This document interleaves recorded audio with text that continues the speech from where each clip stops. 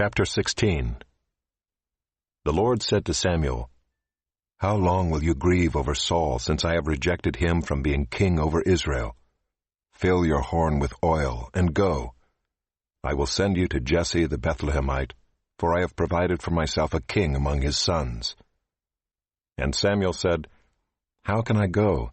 If Saul hears it, he will kill me." And the Lord said, "Take a heifer with you, and say, 'I have come to sacrifice to the Lord.' And invite Jesse to the sacrifice, and I will show you what you shall do.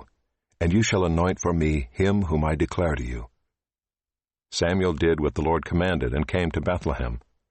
The elders of the city came to meet him trembling, and said, "Do you come peaceably?" And he said, "Peaceably, I have come to sacrifice to the Lord. Consecrate yourselves, and come with me to the sacrifice." And he consecrated Jesse and his sons, and invited them to the sacrifice.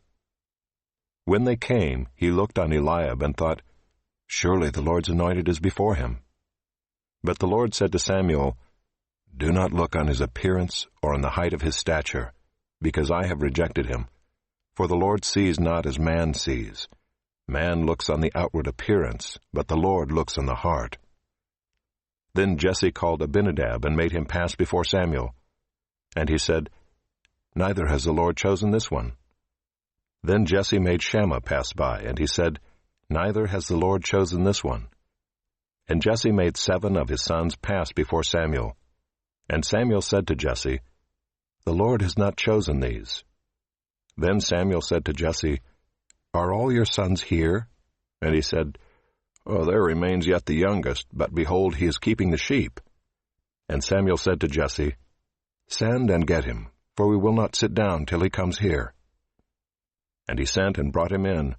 Now he was ruddy and had beautiful eyes and was handsome. And the Lord said, "Arise, anoint him, for this is he." Then Samuel took the horn of oil and anointed him in the midst of his brothers.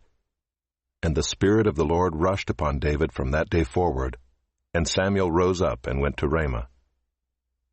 Now the Spirit of the Lord departed from Saul, and a harmful spirit from the Lord tormented him.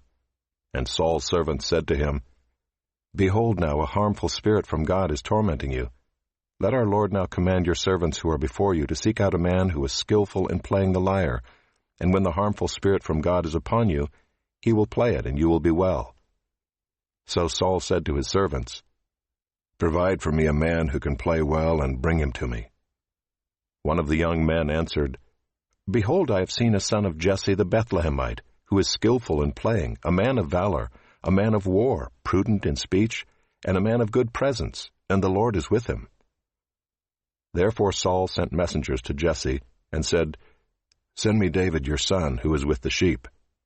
And Jesse took a donkey laden with bread and a skin of wine and a young goat, and sent them by David his son to Saul. And David came to Saul and entered his service. And Saul loved him greatly, and he became his armor-bearer.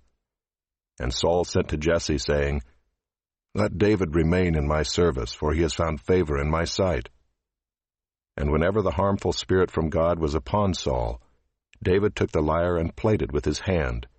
So Saul was refreshed and was well, and the harmful spirit departed from him.